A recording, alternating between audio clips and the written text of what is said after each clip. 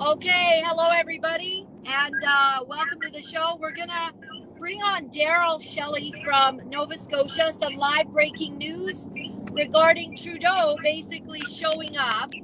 Better with my audio.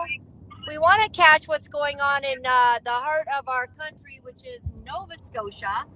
Um, and let's bring on Darrell. Darrell, can you give us a handle on what's going on there in Nova Scotia today? Welcome to the show. There's something sort of happening. What's going on out there? Hey, Laura-Lynn. So Darrell Shelley here from Newfoundland and Labrador. Not Nova Scotia, actually, Newfoundland and Labrador. So this is a protest we're doing out here for in response to Trudeau's visit to Western Newfoundland and Okay, Labrador. so I think you might have said I had a hard time with my internet here, but Trudeau's showing up momentarily. Correct. He's showing up soon, and basically what's going on here is he's coming to Newfoundland and Labrador with the German Chancellor to sign a green energy bill to produce green hydrogen out of Western Newfoundland. And they have been hoodwinking the locals with some wind turbine projects and not giving us the full story. So we have a bunch of people here that are pretty upset about the wind turbine situation because they're going to be putting it in their own backyards. And the information that was provided by the company World Energy GH2 just wasn't good enough. They went out in advance and they decided to get letters from the mayors and some of the indigenous leaders before they consulted with the communities, and then they put together sort of an ad hoc committee of people and said, oh, we got approval from everybody. And when they originally told the indigenous that the project for the wind turbines was going to be off of the land and offshore, and then they turned around and changed the proposal to be onshore. So as the leader of NL United, which is a new political movement out in Newfoundland and Labrador, a new political party in the making, I was reached out to by some of the people in some of the service districts in Port and Cape St. George, and they were really upset about what was going on. Particularly, they were upset about just the fact that they weren't consulted on any of this. So they asked if there was any way I could help them politically. And I said, well, we're not elected, but we're a group of strong freedom fighters, and we're organized and we're growing. And I said, I'll help. So we started by having a meeting out here, a local meeting on which we got some mainstream press covered it, and we also got the chief of the Halapu Indigenous to retract his letter, pull back his letter, and require a full environmental impact study. That was August 5th, and we thought by then, okay, we're done. We're good to go. We're going to wait until the impact study. And then it turns out that there was all these other groups that showed up, companies that showed up, by like at least 3 more that just started showing up all of a sudden. And then all of a sudden, Trudeau was going to show up with the German Chancellor and sign this deal for green hydrogen and use the wind turbines. Now, we have hydroelectricity in Newfoundland already, lots of it. And that can be used to produce green hydrogen. But for some reason, they want to put turbines in the Port Peninsula. Now, you'll say, oh, wind turbines can't be that bad. Well, they want to put 164 turbines in an area that's only 30,000 square acres, which is about 46% of the peninsula's landmass. There's one road in and out. People use the drinking water there. They hunt and they fish and they burn the wood there and so on. It's a small but deeply entrenched place with a lot of French heritage and indigenous heritage. The project from World Energy was so arrogant, they actually named the project after an indigenous word. And basically, lots of people in the band tribes didn't know what was going on, so they weren't consulted. And now Trudeau's here because the people are fighting back. And we actually got one of the chiefs, the main chief, to retract. So now Trudeau's here to push it through. So it's like they're basically saying they're going to have a green hydrogen energy project eventually, and that we're just going to have to put up with it. But what we're mainly focusing on today is the ones on Port Peninsula, which is a small peninsula that's going to disrupt about 4,000 homes if this does happen. So we are making sure that it doesn't happen in Port Peninsula. And also there's some ecologically valid areas in the Lewis Hills and Blow Me Down Mountains. In total, they wanted to put 500 turbines at the height of over 600 feet.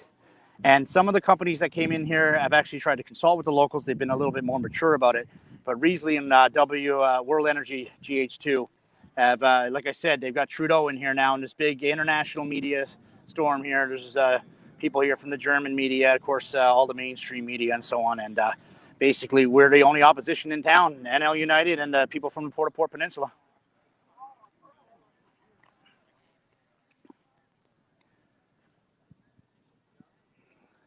So I don't know how to turn my camera around, so I'll just kind of leave it like that. But the word is that the Chancellor and Trudeau himself should be coming in shortly. They have a big motorcade out there, and the whole town, all the mayors are so excited. All the people are so excited that Trudeau's coming. They forgot about everything he did over the last 7 years. Forgot about his, lockdowns, mandates, this freezing the bank accounts, the Freedom Convoy, SNC Lavalin, We Charity, blackface, the way he treats veterans and Indigenous. Forgot all about that because he's Trudeau, so he's coming to town. Well, he doesn't intimidate us, and Western Newfoundland doesn't appreciate him. And as far as we're concerned, he can go away. Not welcome here. So that's where we stand with it. And we're hoping he's going to come down the road here soon and we can get a motorcade of him. Why do you think the German Chancellor is coming all the way here, and why Newfoundland, and why, is this going to affect the rest of Canada? Yeah, so the Liberal government is hell-bent on these green initiatives. What's really going on is that they're green credits, okay? So these companies, so one of them is called Fortescue. They actually came out and talked to people. They didn't actually tell us they had a proposal, which was much better. But they're the fourth largest iron ore producer in the world, okay? So they got dirty energy. They need green carbon credits in order to balance out their dirty businesses. John Risley, he's involved with the fishing industry. So anyway, all in all said and done, they're going to be trading green carbon credits. And it was mentioned yesterday on the news that Trudeau wouldn't even consider natural gas. There's our friends from the MSM, mainstream media, but they wouldn't even consider it. They wouldn't even consider natural gas and oil, which we have. There they are, World Energy. Boo!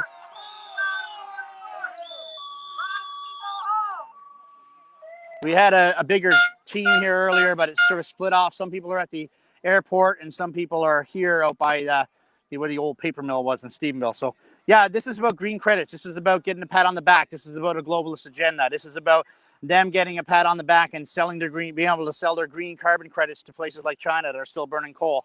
And for the companies, people are saying it's all private funding. That's not true. We spoke to someone yesterday, a German, who said that if the German chancellor is not satisfied with Trudeau's commitment, that it's not going to happen. So there's financials involved with the federal government. People are going to pay for it. This is a $12 billion proposal that we believe is going to end up just being a bunch of rusted towers in the sky, because this energy has not even been verified. It's been tested out. There's like one or two in the world. It's never been done in Canada. It's been done with other types of energy before, but never with wind turbines. There's a lot of moving parts. Some of it's good. I mean, I'm all about like creating jobs. The problem is that they're going to have to fly in these jobs. They're specialist jobs. The one in Ontario that they flew up some of the so-called delegates from here to go up and look at, which World Energy GH2 paid for. They went up to Haliban County, and 67 wind turbines up there. Turned out that there was only 7 full-time jobs from 67 wind turbines. You're going to give up 46% of your community for 7 jobs? I don't think so. And if it's 164, so what? It's 16 jobs. Again, still, I don't think so. So people here are upset. They're upset about being lied to. They're upset about the never-ending, Trudeau story. He thinks he can just come to the rescue because a couple of people formed a committee, or because a few people decided to stand up, or because the Newfoundland government, for some reason, is actually doing an environmental impact study, which is great. But, the problem is that they're Liberals. This is a Liberal majority island, and they're going to, when Ottawa says jump, they're going to say how high. And that's the problem. The continuous problem that happens here is that Ottawa just tells us what to do, especially the Atlantic provinces, and we put up with it. Well, NL United is saying, hell no, we're not going to put up with that anymore. We're going to give the people another choice. We're going to give the people another option. We're going to stand with the people when the other politicians that are making 6 figures and doing nothing are too afraid to. So there you have it.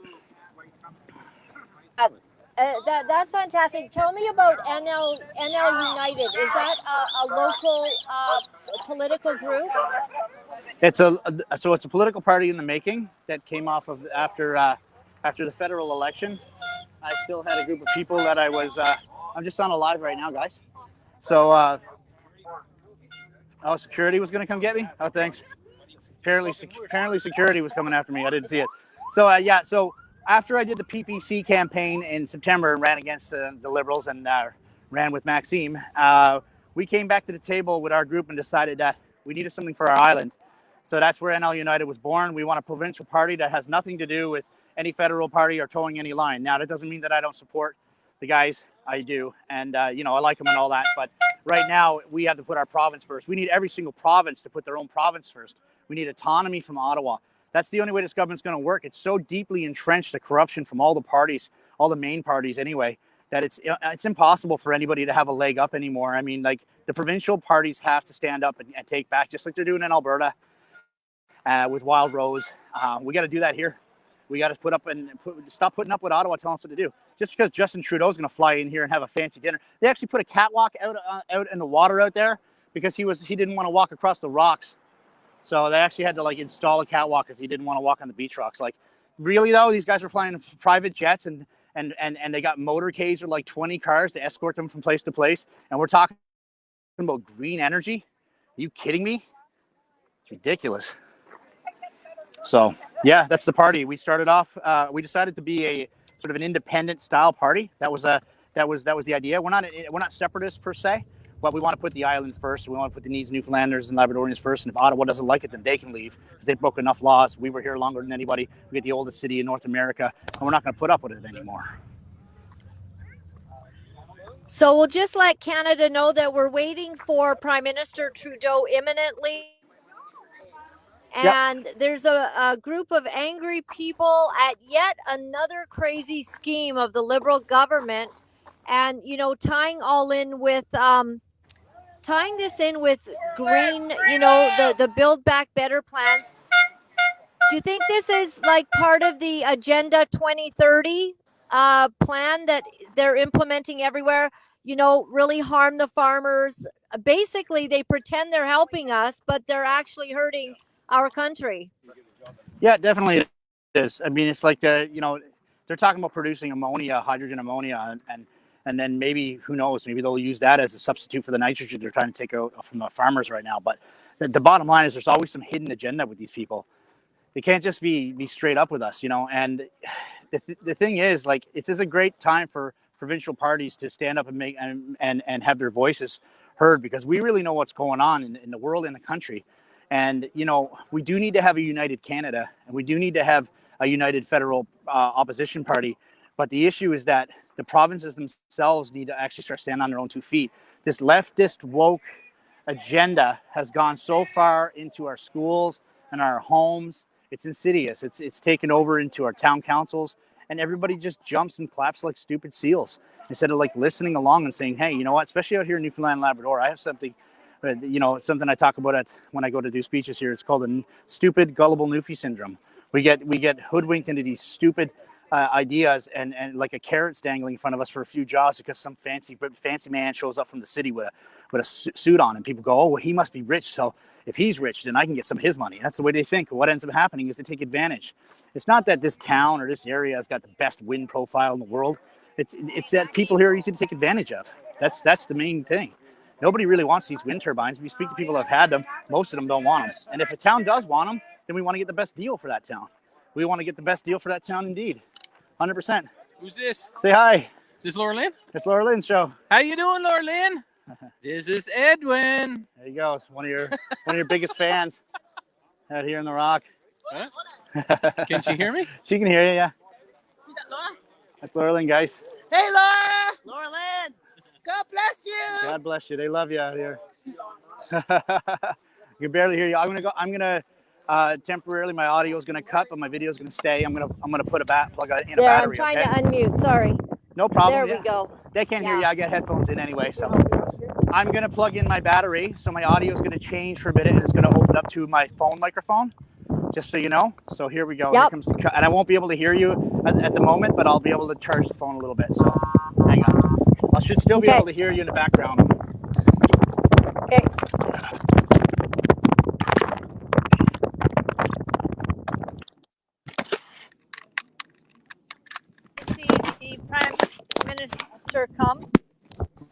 along, and some Yeah, we're good. Newfoundlanders a little bit upset with what is going on. Sorry, I didn't catch all that. Just let everybody know that Prime Minister Trudeau We just had some Newfoundland pizza has delivered to the protest. That's just how we roll down here. Feed the protesters. So there you go. We're bold enough to order pizza for the protest. These guys are hilarious. This is great. But yeah, so I'm just gonna try to stay on with you for another few minutes until they show up. They keep switching his schedule, of course, right?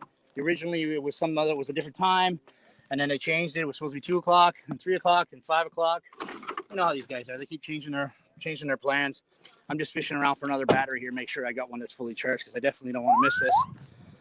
But yeah, we're you know, and you know what they do with this process? It is super fast. So I'm going to go speak to a lady who knows a lot more about it. If you can still hear me, I know my audio won't be as good, but I'm going to get her to speak to you in a minute. Hang on, I'm going to charge up the with the other battery. She's one of the members of the environmental.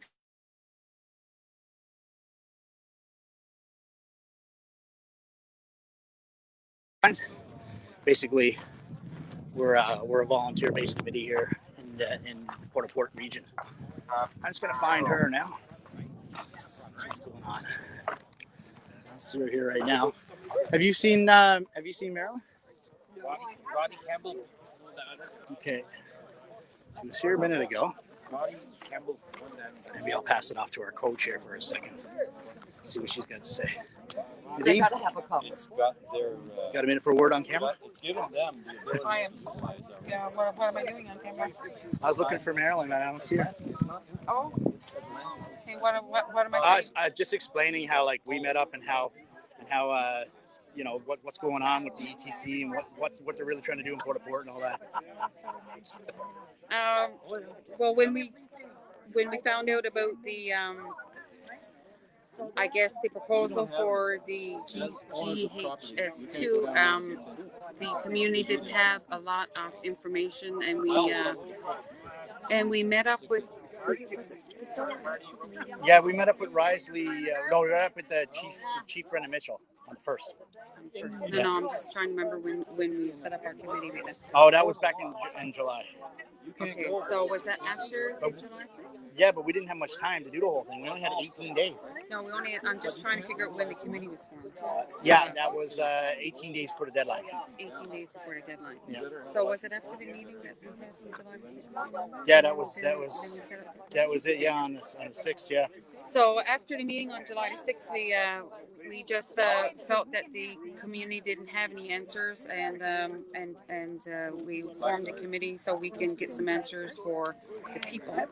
And we were online looking for people to see who would be available to be interested in joining the committee. And one of my friends had suggested your name, and we asked you to come on, and this is where you come on with us. And so when we formed the committee, we had our first meeting on August the 1st, but we did put out some flyers informing the people of what was going on.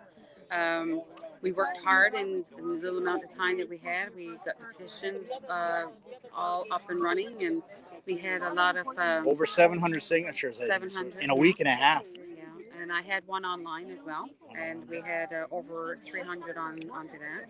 And so right now we are still here trying to get information from the committee that's formed from Port-au-Port. We asked for a meeting with the ETC, and they were supposed to have a meeting last night and respond to us, and which they still didn't. I guess I will contact them back shortly, maybe tomorrow, to see if a meeting has been set up for the ETC and the Port-au-Port windmills turbine, and we'll find out then if we're going to meet. We need to get information out to the people. I don't feel that the towns and this committee is not doing it, and that we need transparency for the people, and we need to have answers. If this project is going to go through, if they've got our best interests at heart, they should be out there seeking for the benefits for the people and to make sure that our areas are well protected from these companies that are coming in. Water supply is going to be a great concern, and we need to focus on the government as well with the with the assessment for the environment, and make sure that the questions or concerns are still sent to the environmental minister, so we can continue to put pressure on them to make sure that if they're going to do this. It's been a lot of. She's referring to another committee that was put together by the company. The company handpicked a bunch of people, flew them up to Ontario and wine and dined them, had them wining and dining last night in town.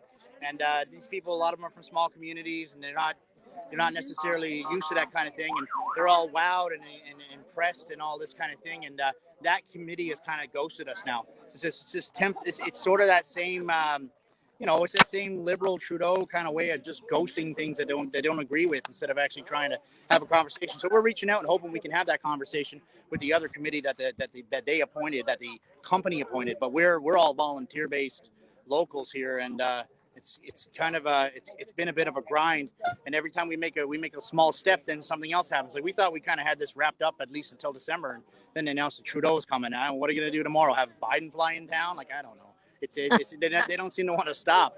They're on this mission to get green hydrogen to Germany because Germany's running out of energy. Well, guess what? We got 60 billion barrels of offshore oil.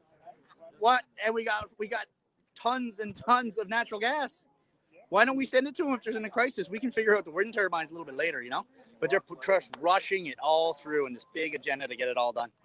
So it's been frustrating, but we're getting there. And it's not only this. World governments are doing this. They're hearing, based on climate or these energy deals, and it's all wrong. It makes sense. Pushing this, and then you've got digital ID. How do Newfoundlanders feel about this digital ID that Canada, right today, Epic Times reporting, Canada's going full steam ahead to digitize, to track and trace. We're losing our sovereignty. People are still asleep on this. Yeah, they've already got pilot projects for the digital ID in play, right? And people thought that, that was going to go away. Well, it's not going away. They're trying to make the ArriveCan app permanent thing as well, which we know is just another step towards them having a digital ID. They don't want people like us. We're the ones who disagree. We're the ones who are free thinkers. We're the ones who assemble. We're the ones who discuss. We're the ones who research. I was speaking to a gentleman last night up by the airport, and he said to me, the wind turbines are great and these protesters are bad. I said, well, do you live in Port-au-Port? He said, no. I said, well, what do you know about it? He couldn't tell me a thing. He had no knowledge or education on it. He didn't know what was. And after I was done with the conversation, I convinced him that offshore would be better than putting them in people's backyards, but still wasn't the best solution. But at the same time, this guy was going around telling everybody a headline he watched.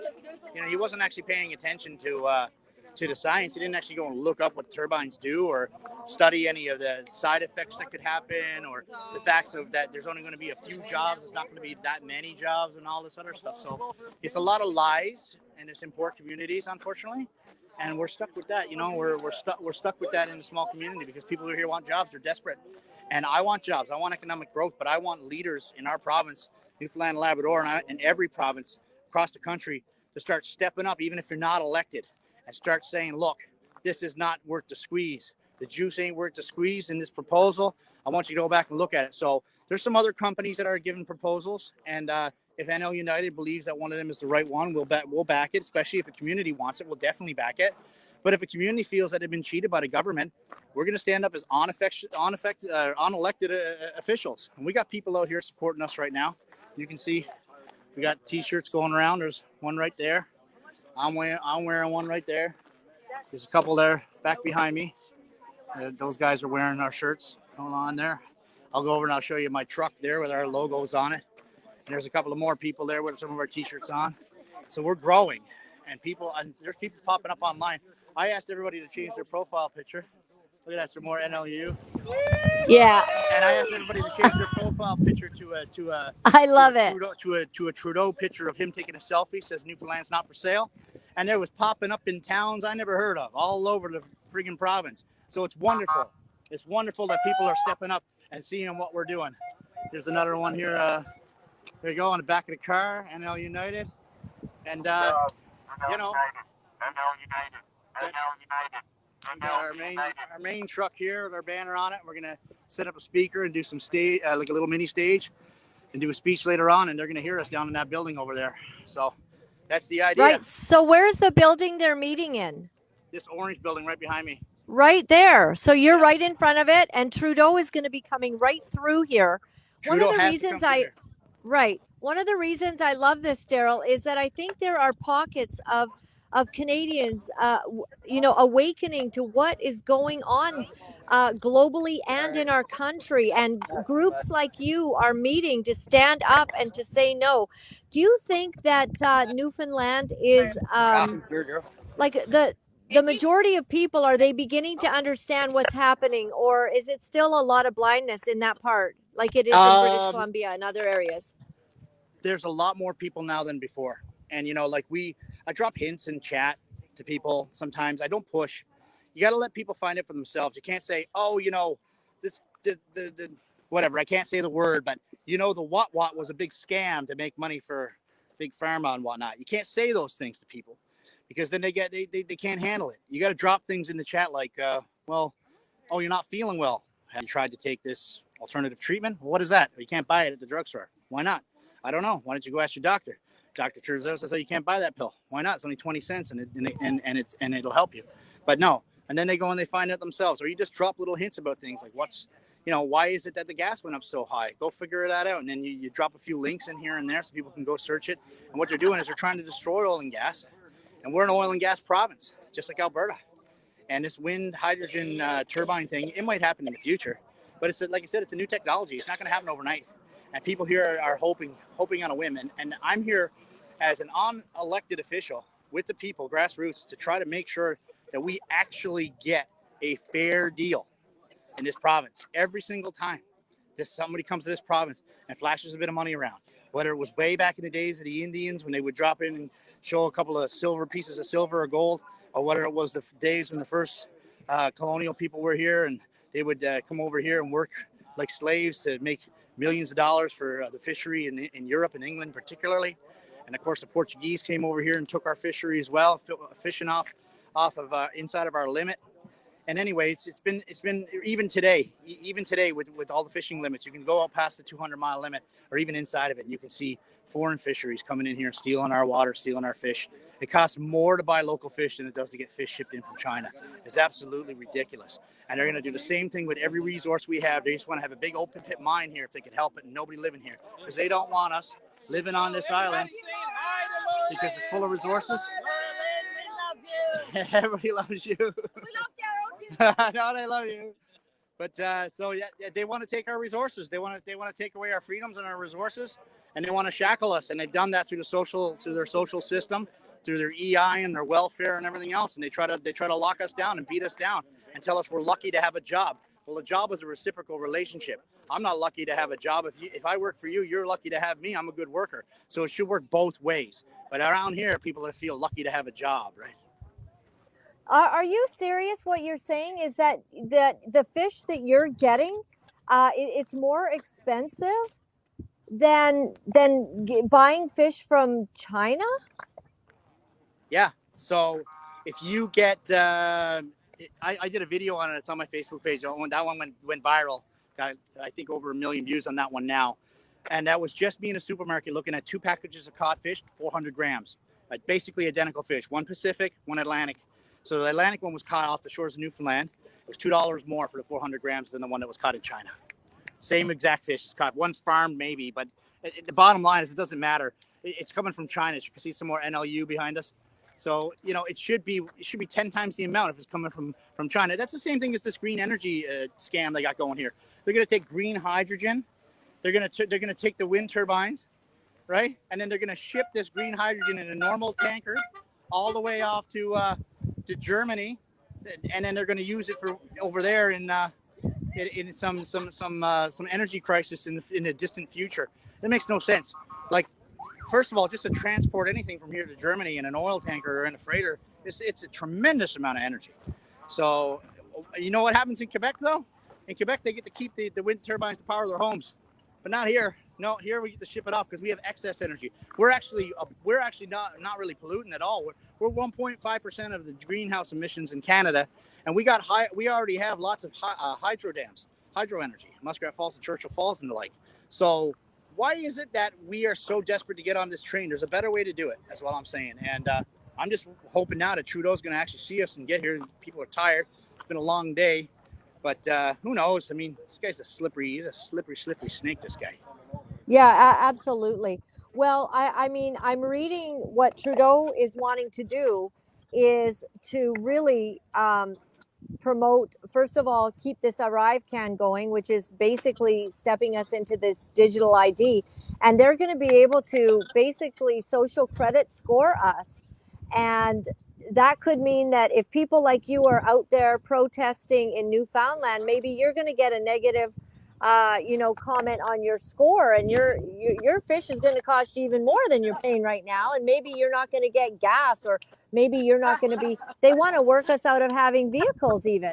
I mean, this is just the beginning. What you're doing right now, this is the beginning of chaos in our country. They did it recently in China. There was a bunch of protesters that couldn't get their money out of the bank. It's very rare to have protests in China, and they turned off all their vax passes. Turned them off.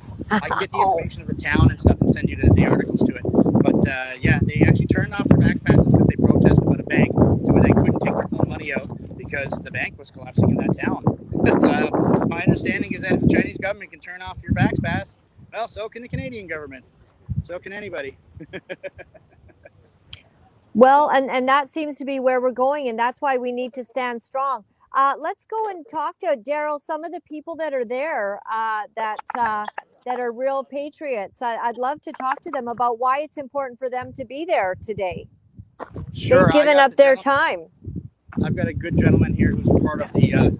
He's part of it's almost a heritage site. It's got a lot of protected land. He'll introduce himself. He's well versed in the area and knows the ecology of that particular area really well. Paul, do you have a moment? Yeah, sure. Got a lot of people here watching on the Laura-Lynn show, and this is Paul. Paul, introduce yourself, who you are, and why you're here today. Hi, Paul. Get some eyeballs into your cause and our cause. Hi, Laura. Paul was all with the International Appalachian Trail and K-Box Aspiring Geopark in the mountains here, Site B, Lewis Hills, Blowman Mountains. So you're following what's happening here today? Yeah. What brings you out here? Okay. So we're interested for several reasons. Number one, we'd like to see more transparency. There hasn't been enough of it. We want to know more about the benefits, the impacts, and the liabilities of the project. We have heard next to nothing on that. In our case, we're not against wind or hydrogen per se, but there's not nearly enough detail. And so until they're more forthcoming, no matter what side of the fence anybody's on, I think that people need to sort of stand back and ask for more information before they decide whether this is a good project or not. 100%. That's exactly what we need. They keep going ahead and doing things, not consulting with the people. They just have an agenda, and they usually have hidden things behind it.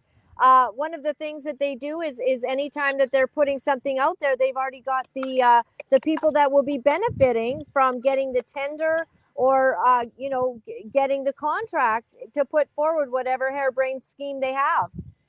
Yeah. It seems to some of us, too, that there must be some kind of a quid pro quo between the province and the federal government as regards to rate mitigation for Muskrat Falls or the latest offshore oil development, because the timing is suspect. And the fact that there really hasn't been any benefits released for us, so it almost seems like as a part of that rate mitigation, that for rate mitigation for Muskrat Falls, that we have to offer up the wind resources at a really steeply discounted rate. And so until we know more, and that's where we need transparency, that we're really not getting the information required. And do you think that things like this make a difference, you guys? Everywhere that Trudeau goes, he's getting, tomatoes or something thrown at him. Nobody likes him. His approval rating is the lowest it's ever been. And I'm wondering if he's beginning to wonder if he's bitten off more than he can chew. He's going to be eventually the most hated man in Canada. Even the mainstream media is furious about the ArriveCAN, and he seems hell-bent on continuing with that. Who's that? You say? I missed that. The Trudeau? Trudeau. Trudeau Yeah, well, continuing with all of these ridiculous things. well, like you say, from our perspective, we don't want to get too much involved in the politics, other than the fact that we need more transparency, whether that's Trudeau or anybody else. And right now, we're not getting it, either from the federal government or the provincial government. And so, in our case, we like to attack the arguments, and we're not seeing so far in the arguments for, a sufficient reason to develop this project or develop it where they want to develop it. And that's no matter who the players are. In this case, of course, it's Trudeau and it's the current Premier of Newfoundland. But again, we need more information, and we're not getting it. Well, it's very important to have that because we've seen all kinds of things. They set up wind turbines across the United States, and apparently then they found out it wasn't that windy. Yeah, and I mean, you also have Risley here, opening up the whole issue of carbon offsets and stuff, and that this is going to provide carbon offsets for Newfoundland, which, is kind of laughable because, we have about 350,000 square kilometers of pristine wilderness here in Newfoundland. That's more than enough carbon offsets for 500,000 people. And so if there is a wind development here, we want to see it offshore, not onshore, where we're going to destroy so much of the natural landscapes here to produce a product that's not required here in Newfoundland. And so we can do this in a way where we have 3 steps forward, not 2 steps forward, 1 step back. And again, it's, we need proper planning, and we don't need secrecy. We need transparency so that we get the maximum benefit, not only for Newfoundlanders and people in this region, but for people across the country, because this is setting precedent as well, for Canada generally. And this agreement today between Canada and Germany is really setting precedent, national precedent for the years to come. And so, we need transparency. We need information. Tell me more about Newfoundland. Like, what is the main resource that they have? I guess fishing is very important. Like, do you have a lot of farming and stuff like that, or is that not really a Newfoundland thing? Well, no. There's farming here is almost non-existent. There is some, but here, of course, fishing. We have offshore oil, the mining sector, and forestry. So very much a resource-based economy. Although there is now much as regards to new technology. Actually, the biggest purchase in NASDAQ history, NASDAQ Stock Exchange, was a Newfoundland company, Verifin. So, we're growing in technology as well, but we're still primarily a resource-based economy. And wind is one of our resources. But we need to develop it in such a way that not only is it a good, sustainable opportunity for us, but also that the province and the country reaps the benefits, and not just the private sector offshore somewhere or out of province.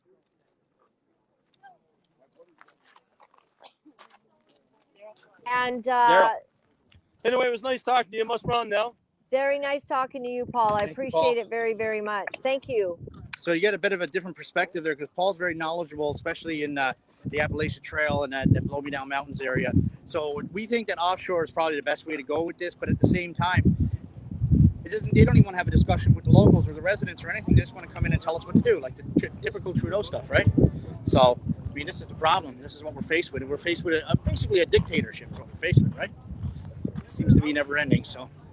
That really is the thing that Canadians are getting fed up with is the constant overreach against our wishes, against not even being consulted, putting all kinds of things being implemented, from the vaccine passport to forced vaccinations, and many people losing their jobs in the last year and a half. And, with something that really is a failed initiative. We see the VAERS reports, and I don't know if Newfoundlanders are waking up to that fact, but I don't know if you've had any doctors as well that have died, but Ontario is facing a real crisis because many of them have.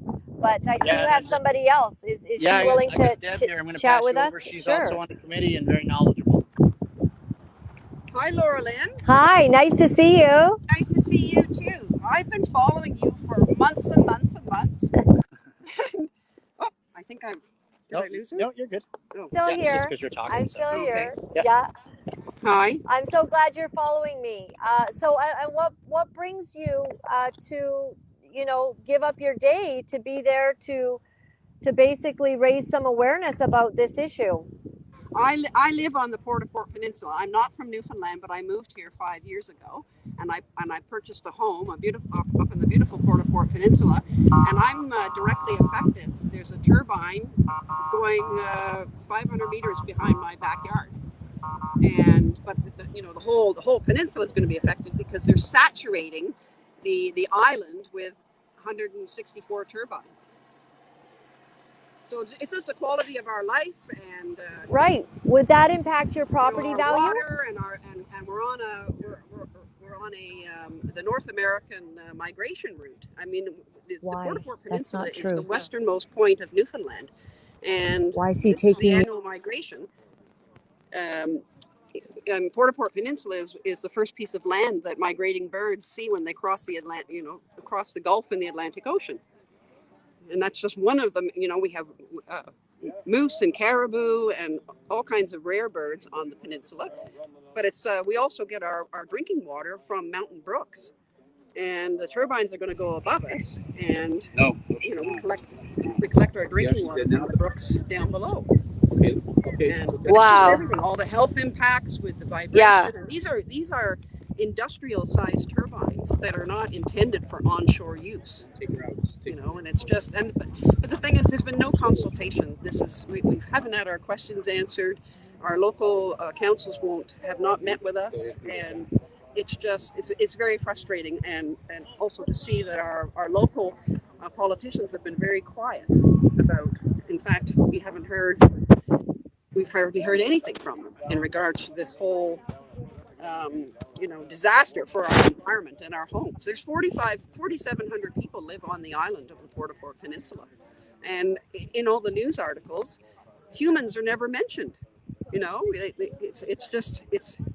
Our lives are Imagine how the Prime Minister would feel if they were just going to put up some big wind turbine, but behind his cottage, right? Exactly. Right, and not ask him, and not consult.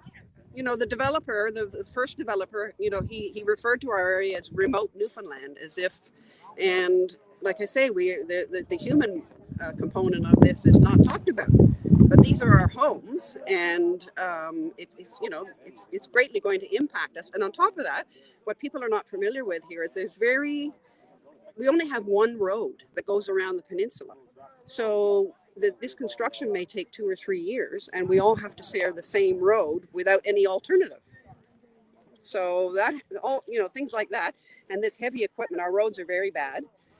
Quite bad, with full of potholes, and this heavy equipment, crushes the roads, and we are the start of the boreal forest on the western point of Newfoundland. That's where the boreal forest starts for northern Canada and the northern hemisphere, and this company or whoever wants to come in and basically clear cut our boreal forest. And you got to know too, Laura-Lynn, they're not offering the people like any real compensation, whereas at most places now that have been around for years doing this kind of stuff in Ontario, you can't get away with it. But here they're getting away with it. They're not really offering new hospitals or roads or schools or anything. They're just saying, we're taking your land and we're going to fly in and Mr. Trudeau and all the other international media and just do it anyway. And it's done. Right. That's it. That's their deal. So thanks, Seb. Thank you, Laura-Lynn. Awesome. Hey, I just want to ask you guys if they're setting any cricket and bug companies up there to make your food out To make of us bugs. eat crickets? I don't know. You know what? It's not that far-fetched, to be honest with you. We got donuts coming in right now. Thank you. That's something else that's quite unique to the peninsula. A lot of people eat country food, like the local. They depend on their moose, and the snowshoe hare, and all their environment is going to be impacted. And because we're on an island isthmus, it's where are these animals going to go? And are the hunting and trapping rights going to be affected? So. Well, these are very important questions, and it's pretty shocking to be signing agreements when these questions have not been answered. I see what you guys are upset about. Yeah. Where's the leaders of your province? Is the premier going to be there today? The leader of the province is supposedly here, and neither him. But here's the funny thing: not even the opposition government, the conservative opposition government on the island, even the representative in our area, who I communicate with, fairly regularly, at least get an answer back once in a while. He is not even commented on this $12 billion mega project. It should be the only thing in the news. He's too busy out there taking pictures and handshakes and going to festivals and saying how wonderful everything is. I mean, they're all paid off, don't you think? He's the opposition party. It's his job.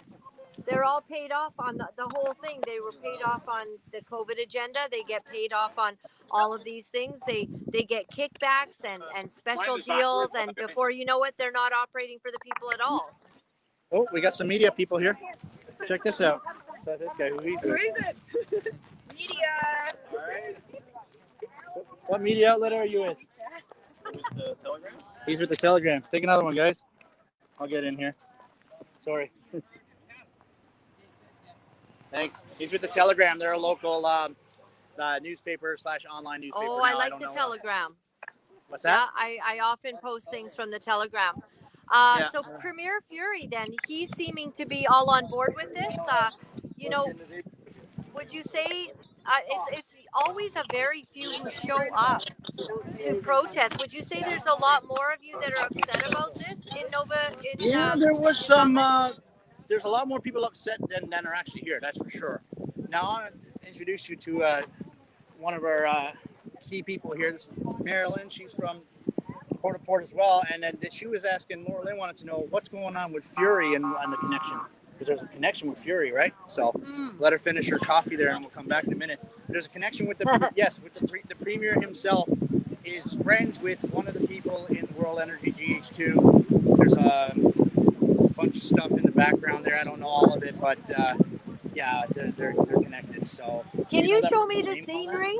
Can you show me where we are? Are you near the ocean there? John McIsaac used to work for. What'd you say, Laura?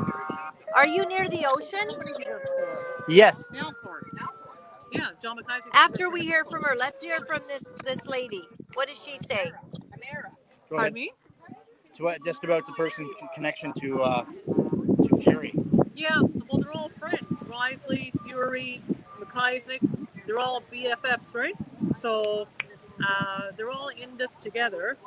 And that's a worry for us, because are they going to try to push this through because, that's their buddies and, they want to be first to the market?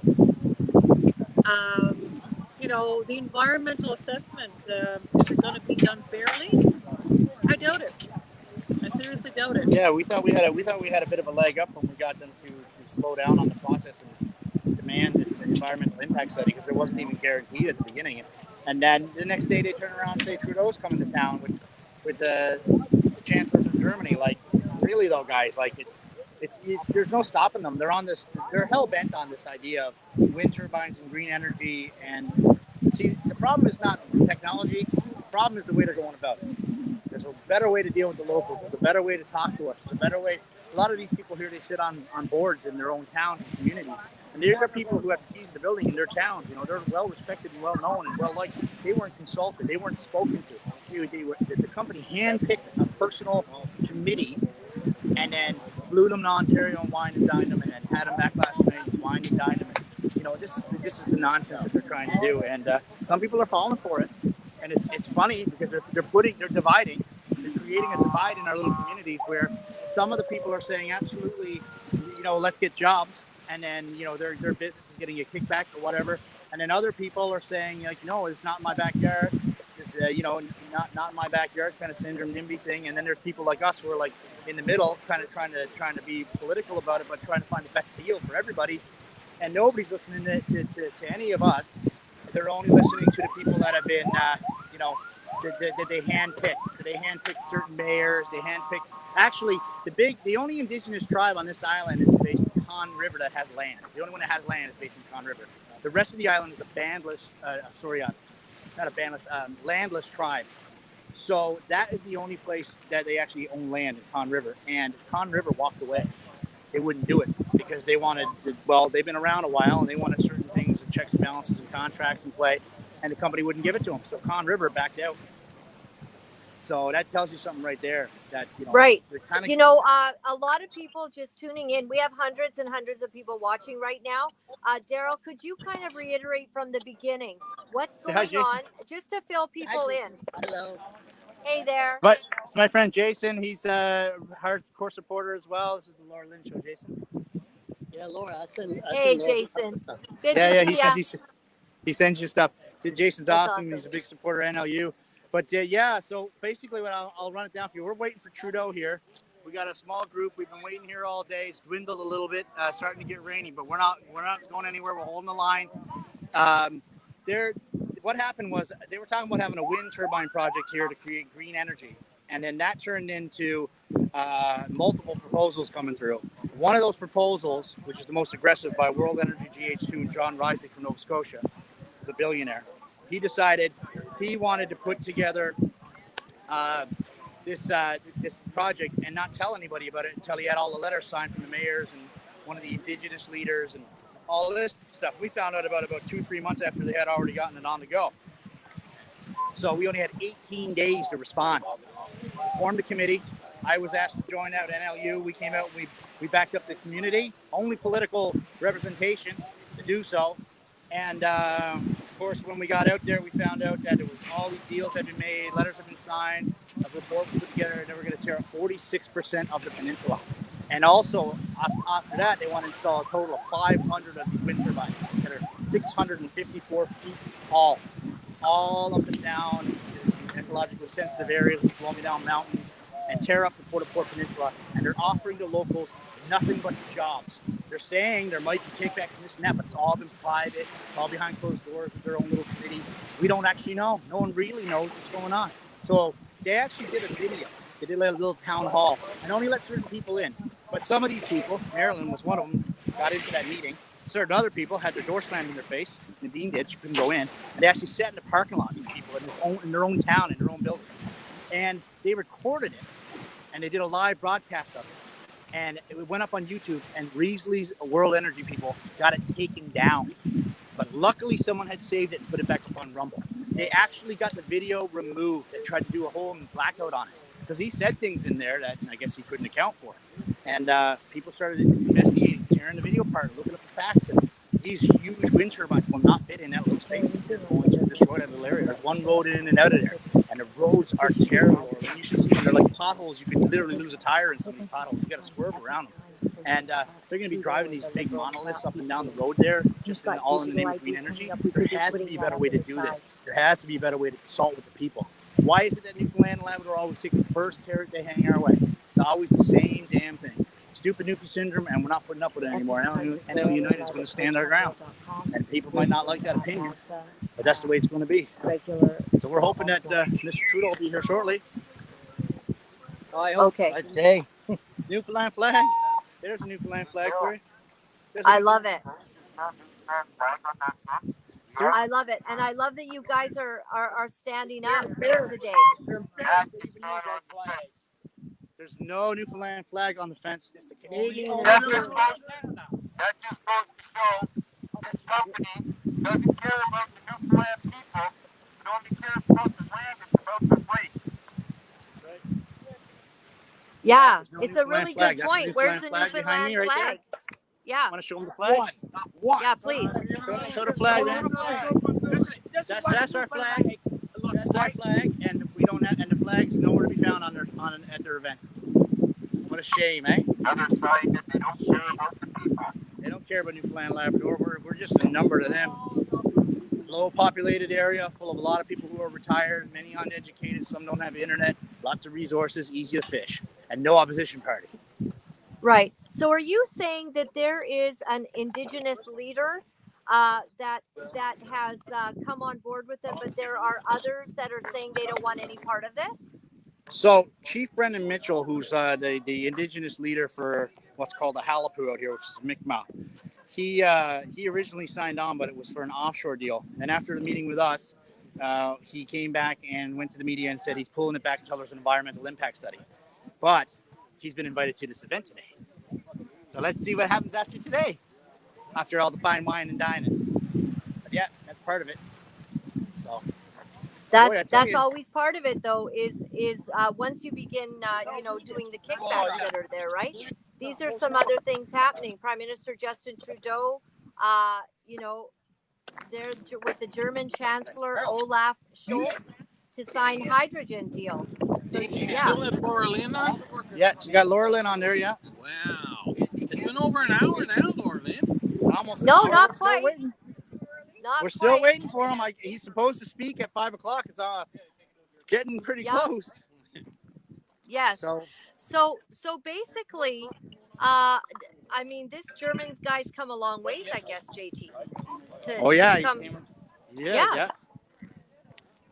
So he's come along. Hey, could you show me the topography? Could you show me the land around there?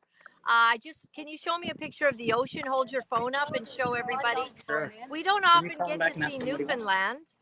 Yeah. Well, okay, have a look. Beautiful.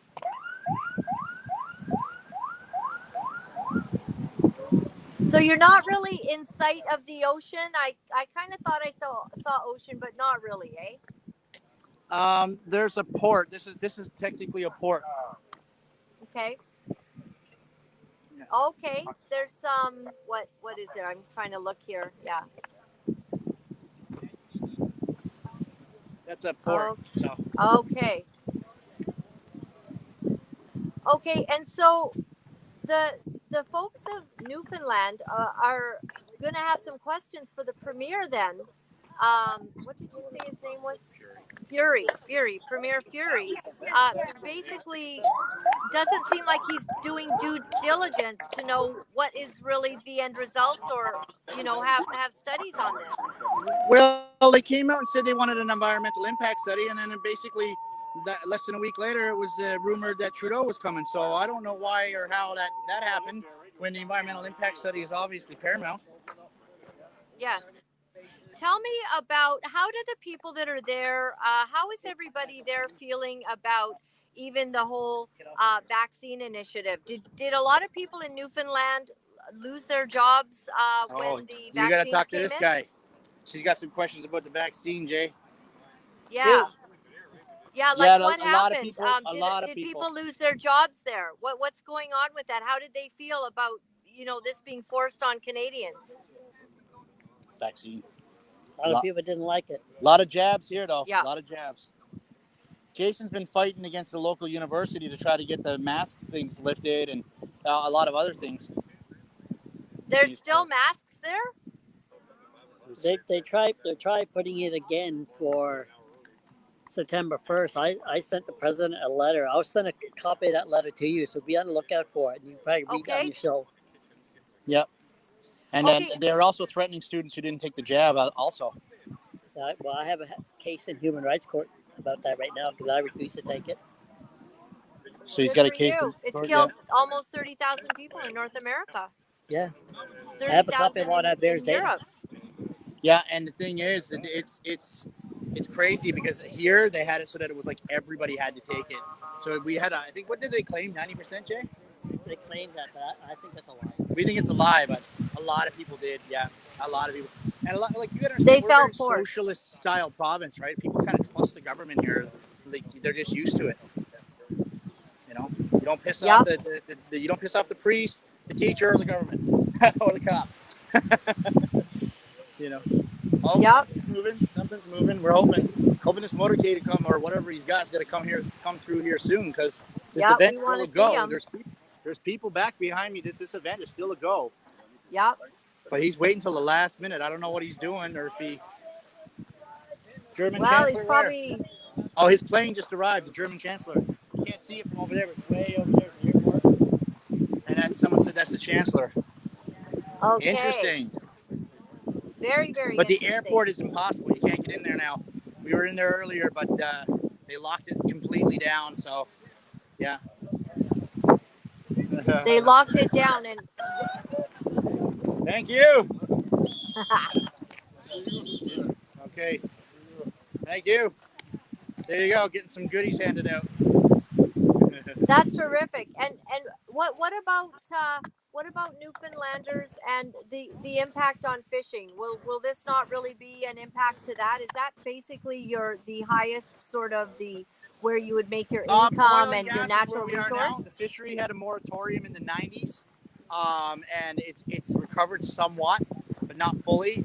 We have a lot of issues here. One of the things that NL United wants to do is have a locally appointed board of experienced fishermen to consult with the government instead of just listening to the DFO all the time, which is what they do now. This won't affect the fishery if it's on land. Now, if it's offshore, it will. But one of the things NL United wants to do is we want to push the 200-mile limit. So we're supposedly allowed to fish within the 200-mile limit unhindered from international interference. That's never true, though. There are boats always inside the 200-mile limit. So what I'm hoping to do is, if this ever came to offshore, to put a proposal to push the 200-mile limit. So let's say there's 50 miles worth of turbines, then go from the very last turbine out and get 250-mile limits, so we can increase our fishing limits. That's what I would like to fight for in the future. Yeah. So yeah, that's fantastic. I'm really hoping we'll get Trudeau, because he's coming in there now pretty soon. Yep. Well, yeah, you can tell. Actually, hold on a second. Go tell Marilyn that he's on his way. Darrell, is there anybody else there that we can talk to? We'd love to talk to some other people. You guys want to talk to Laura-Lynn? Yeah, I'd like to talk to them. It's a voice they don't know. They're shy, aren't they? Those ones are shy. Yeah, will she? Yeah. Okay. Some things coming out in the news are that Canada's going to have more, seniors than children within about 10 years. Yeah, we are definitely a dying population, unfortunately. Yeah, well, people aren't having children even. We haven't been encouraged to do that. A lot of things are wrong in our society that we don't realize kind of go Channel 1 together. News was here too, remember? Yeah. Tell her he said check that out. Yeah, German news was here too, not that long ago. So The German Go ask them where they're from. Go ask them. Oh, they left. They went down. I'm pretty sure they went down to the airport, and now they're coming back up. Okay. I almost feel like we can't. We kind of want to be in two places at once, but we can't. So we decided to hold the line here. You won't get at back. The main event. Yeah, 100%. He's at the airport officially. Yeah, we just heard. So yeah, who's officially at the airport right now? The German Chancellor or? So that's where we're at. So I'm going to see if there's anybody else here that wants to chat.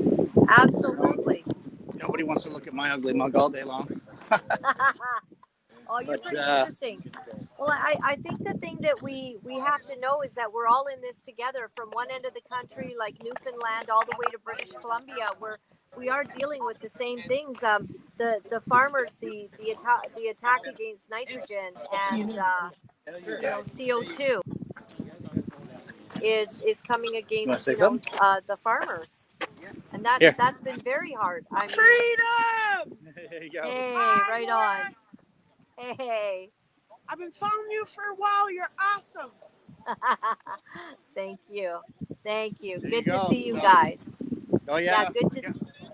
And they drove in from out of town. A lot of people did drive in from out of town. So yeah, that's a bonus. And what about you? You want to say something on camera? Don't ask them. Just go up. Hey. What's going on? Hey. What brings you here today? Tell us what brings you here today. She's wondering why you're out here today.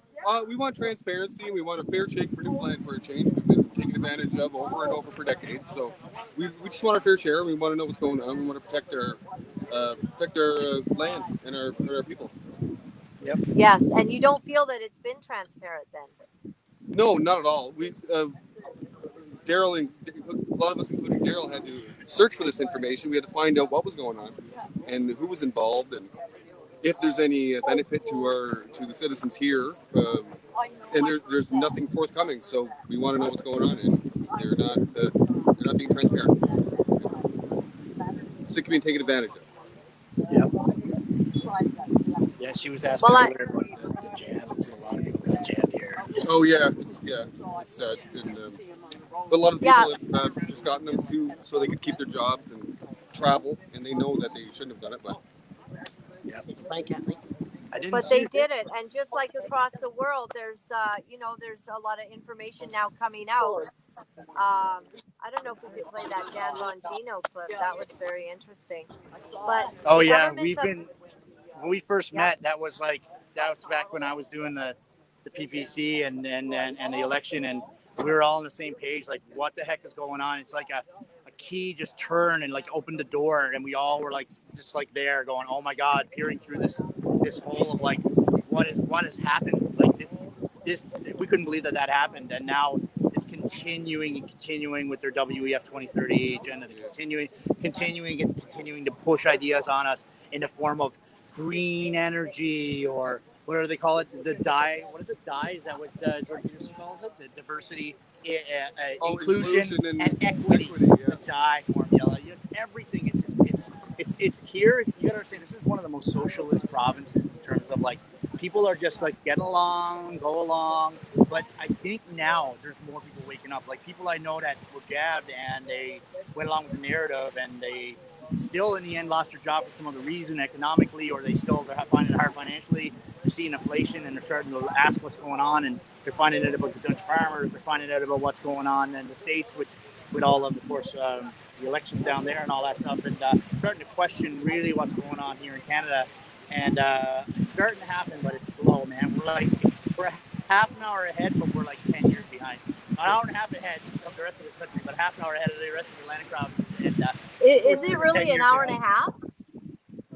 Yeah, it's an hour and a half. Yeah, from Ontario. Yeah. Really? Yeah. I did not know that. I didn't know it's an hour and a half. That's hilarious. From Ontario, it's a half hour from the rest of it, from the Nova Scotia. Someone's coming in. I see there's a large plane over there, Darrell. There's another large plane over there. Are you near the airport as well? Where the airport is like the other side. So you go over that body of water behind me, and it's over there. There's some people coming in. Media bus. We're not cool enough to be on the media bus. There to set up. We're on the fringe media bus. Yeah.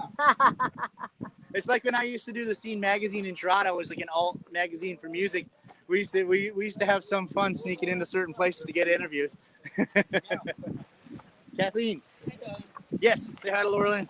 Hi, my sweetheart. Hey, Kathleen. Tell me about what brings you out here today. Freedom and the love of God. Amen. Sister. The love of God for humanity. How does it all tie together to fighting right now? What's happening? How does it tie together for you? Say that again. How does it tie together for you? You know, freedom and your personal beliefs and what's going on with Trudeau. How does it tie together? Honestly, Lynn, Trudeau needs to repent. Okay? For me, personally, as a Christian person, Trudeau needs to repent. And the only way Newfoundland can be free is when we have a government, when we have a leader who is following after the standards of God, the principles of God. That's why I am here. I want God to be here in Newfoundland. God's word needs to be present in Newfoundland. And Trudeau is not representing Newfoundland as a proper leader ought to. Unfortunately, that's the way it is. There's not even a single Newfoundland flag up there, man. No. No. But let God be true and all men a liar, right? Amen. Amen. I'm so glad to see that you're standing strong out there. That is so amazing. That's so amazing. That's so good. All glory to Him. Yeah, absolutely. And you know, this is the most epic battle of our lives. What's happening is happening globally and across Canada. Yes. And all these crazy things, and it's almost like whatever Trudeau's doing, you know, it's bad. Whatever it is, you just know something's really wrong. You know. Yes. It's always sneaky. It's always underhanded. There's always some hidden agenda. They don't want you to know because they know you'd be upset if you actually knew the truth, you know? Yeah, but it's so like, it's done in a way that's almost like cartoonish, you know? Like he had like, I just heard from someone that he had a special walkway put down there because he doesn't want to walk on the beach pebbles. Like in case he wants to go out by the water, like Maybe he won't even want to because it's starting to rain now. Who knows? You know, it's like these people are flying around in jumbo jets. They got 20 cars escorting them a half a kilometer down the road. And they talk about green energy. Yeah, that's really that's funny, man. That's funny. Yeah, we need, you know, when the leader of a nation is afraid of his people, something's very, very wrong. Why isn't he out here talking to us? How come the World Energy guy is talking to us? There's police and undercover police everywhere and unmarked cars around us. We've seen them out the airport, plainclothes police officers that didn't want to be on camera because they're all undercover, high-level people. Why the hell won't they come out and talk to us? What do they think is going to happen? We're going to talk. What's so secret? There's nothing to be afraid of. The areas are secure. We are the ones who should be afraid, but we're not. Because someone needs to have the guts to stand up to these people because they're literally doing whatever they want. They're afraid of truth. That's what they're afraid of. They're afraid of the word truth. So I'm going to drop something to you you might not know about. So back in December, there was the Rothschild report happened in Newfoundland and Labrador. What that is a report that cost $5 million to the taxpayers of this province. There was another report done by Moya Green the year before. And that one was released. It was about our assets. But the Rothschild report, which wasn't necessary, wasn't released. Nobody knows what's in that report, that Rothschild report. So we got almost 600 signatures and brought that to our government building in St. John's, the Confederation building, to try to get those released. And they're not even going to be able to debate it until October. And they won't say what's in the report because what's in the report is this green hydrogen stuff. It's gold mines. Gold mines have been popping up all over the place, and they're displacing people. And it's strategies on how to take our resources. That's what it is. And they will not tell us. They don't want to know what's in the report. And this is a government report that we paid for that the opposition mentioned twice, and now it's disappeared. It's like, hello, the Rothschilds have studied the assets of Newfoundland and Labrador, and we're not allowed to know what's in the report. That's it. That is very, very, very shocking. Yeah, very shocking. And so I think this is the kind of thing that gets people's backs up. It is, and people are worried about it. Yep. So he should be on his way. The plane just landed, and he's supposed to be giving a speech here at 5 or 5:30. It's 5 o'clock now, so I don't see what the heck's going on. It can't be that much longer. No, and he can't change the venue because this is the secured location. It's got all the checkpoints. They came in already weeks ago, and there's some suits walking up here now. How are Newfoundlanders dealing with inflation right now? North America's got a real problem. How are you experiencing? Like, is your milk all gone up? Oh yeah, $2 a liter for gas.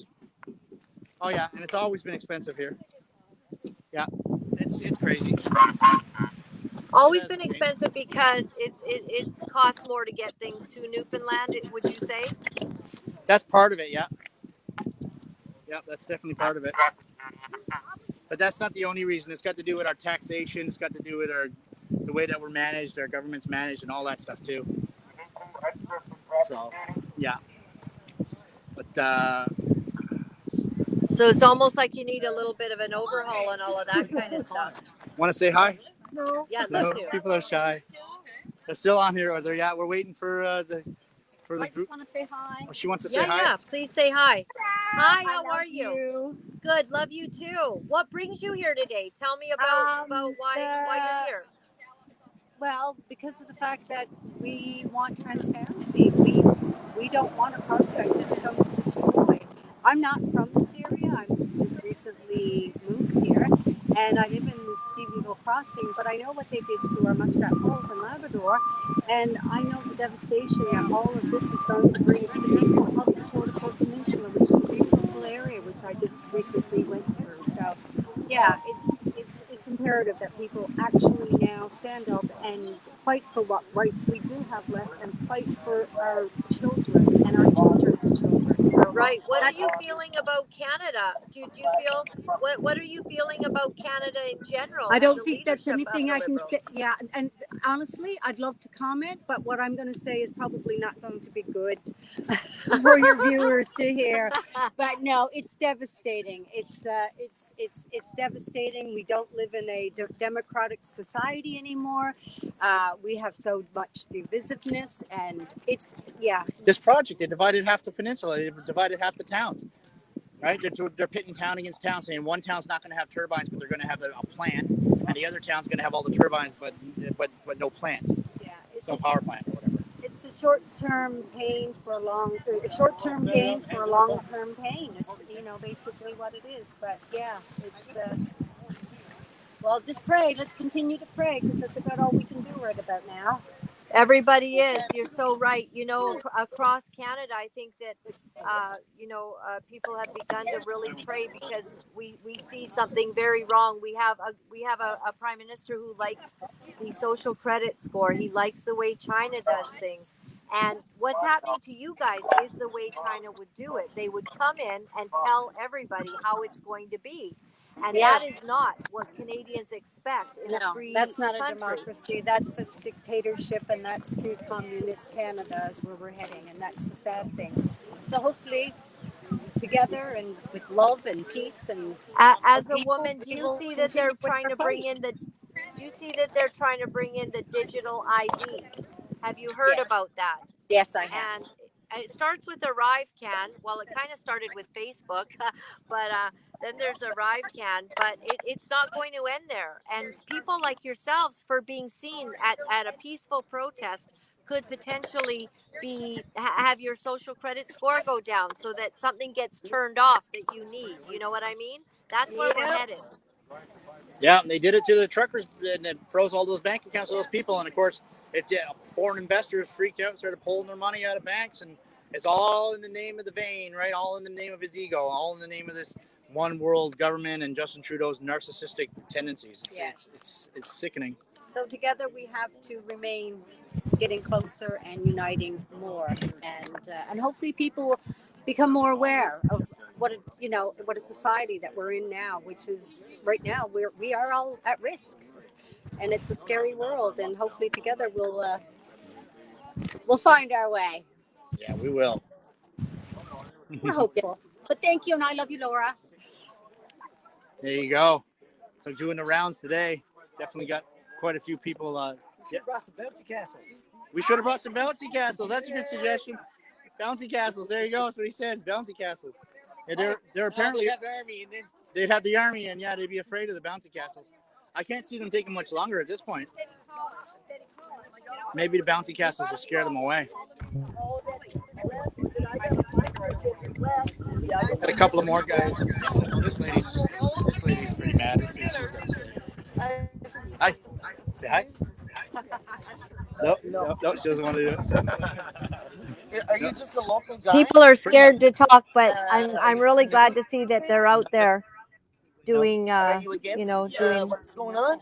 I would say so, Okay, yeah. okay. Big Just time. don't record me. Okay? Yeah, I'm against what's going on pretty much. Big time. No, because I'm going to say a lot of stuff I don't want. She's going to say some bad words, she said. Well, I don't want her social credit score some going down. new faces are shared as the word gets out that we're here.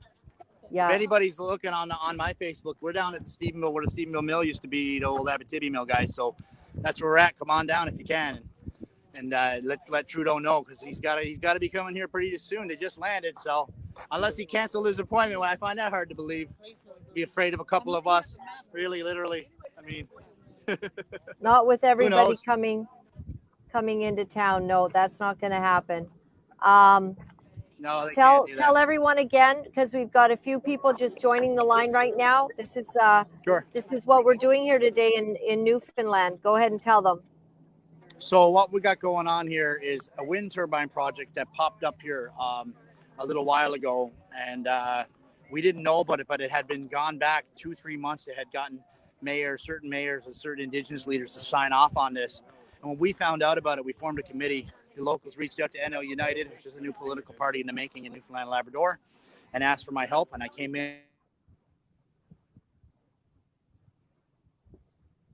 700 signatures, and we had a big meeting, and we got it recorded, and we got one of the chiefs of the Halapu in there, one of the mayors, and we got the chief to pull out his letter. And then they asked for the full environmental impact study by the provincial government was required. Then it would freeze sort of the World Energy and GH2's project for a little while, because they wanted to put 164 monster turbines in this little area. where there's 4,600 residents and the roads are bad enough as it is. And it's just a small little peninsula. They can't handle it. They're looking at digging up 46% of the landmass possibly to do it. And then there's a further add-on, two more add-ons to make it over 500 wind turbines, monster wind turbines. None of that energy is for the locals. They want to create green energy and ship it off to Germany because Germany's in a crisis. Well, Newfoundland and Labrador's got the second highest amount of oil and natural gas in the country. How come we're not using stuff that already works? There's no wind turbines here.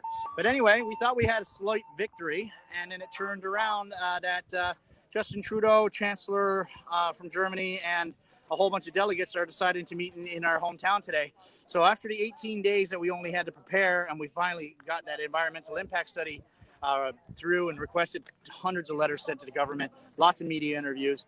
And then finally, they just said, no, Trudeau's showing up and they're going to sign a green energy agreement now. Might not be with these particular companies for this particular windmill, but windmill company, but World Energy and GH2 are part of the organizers of this event today. And it's a big slap in the face.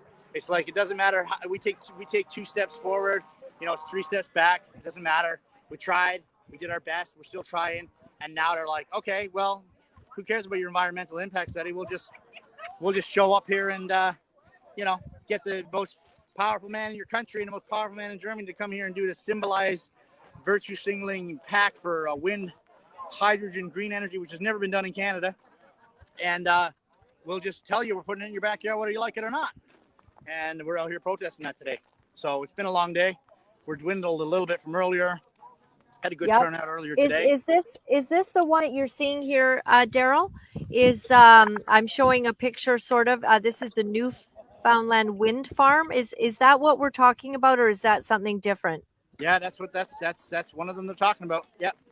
Right. Yep, that's the World Energy and GH2 and John Raisley. And there were other companies that came in, and they were a little bit more respectful, and they actually had a meeting with the town and stuff like that to actually talk about things. But Raisley just came in with a full proposal and a full map, and it had everything on there all mapped out, and it was pretty bad. So if you find an article about him and you see the Port Peninsula, you'll see all the red lines they have all over it. If you just type in that in Google search and Port Peninsula, John Raisley, World Energy, GH2. Okay, how do I spell that? Port what? World Energy, GH2, Port Peninsula, and Saltwire is the publication, I believe, that had some of the maps in it, and that was some of the proposals would be in one of those articles if you can find it, and it's got a big map of the peninsula, and it's just torn to shreds, right? By this picture of okay. turbines. Yeah. Okay, is that basically what we're talking about here on the screen? Yep. Site of World Energy GHC partner. Yep, that's it. Yep. Yeah. Hosting. Yeah. Canada's Prime Minister and Germany's Scholz. Corporate leaders. That's right. Yeah. And we're waiting for them to come in. They've been taking their sweet ass time. I can't see why. Yeah, they always take a little bit of their own sweet time. That is for sure. So this is fascinating. Like the rest of the country, I don't know if you've seen some of the things that are going on with the farmers, and even going against, what was it, JT, the Amish in Pennsylvania, down in the States. It's also going on where they're going into the Amish farmers' places and basically saying, you've got to stop farming because they're not all signed up into the government system. The government now thinks, I guess, that they own all the people, and Canada needs to wake up to the fact that the Prime Minister believes that we are basically a ward of the state, and whatever they decide that they're going to do, that's what they're going to do. And whether that's digital ID or bringing in these vax passes, if they want new energy, if they want us all to own cars that are run by batteries, then they decide how everything's going to be. And it doesn't seem to matter to them how many jobs get lost in the process of their chaotic ideas. Yeah, I know. I hear you. Nobody vote Liberal next year, guys, when the next election comes. Apparently, he just tweeted about how he signed a deal already.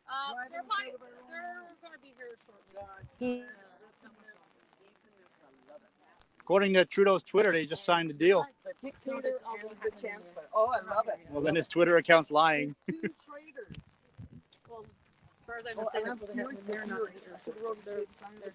So his Twitter account just says that he signed the deal. And was that a brand new fresh tweet?